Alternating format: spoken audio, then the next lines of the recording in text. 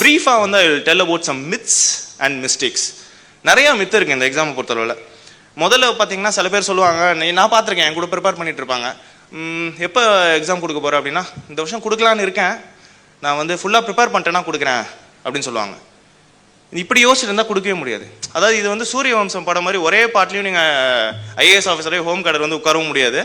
இல்லை வந்து நான் 100% எல்லாத்தையும் ப்ரிப்பேர் பண்ணிட்டு தான் போவேன்.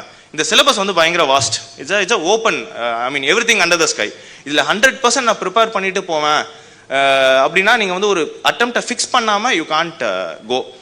அதுக்காக நான் சும்மா போய் எழுதுறேன், இதுவும் நிறைய பேர் பண்ணுவாங்க. இந்த வருஷம் சும்மா கொடுத்து பார்க்குறேன், எக்ஸாம் வருதா பார்ப்போம், இந்த லாட்ரி டிக்கெட் மாதிரி. அப்படியும் கிடையாது. நீங்கள் ஃபிக்ஸ் பண்ணுறீங்கன்னா ஒரு நல்ல ஒரு கால அளவில் 6 மாதம் இல்லை 1 year அந்த கேப்பில் வந்து இந்த வருஷம் நான் கொடுக்க போகிறேன்னு முடிவு பண்ணிட்டீங்கன்னா you should give all your self. இந்த சும்மா கொடுக்குறதும் பண்ணாதீங்க, நான் 100% முடிச்சாதான் கொடுப்பாங்கிறதும் பண்ணாதீங்க. You should fix your date.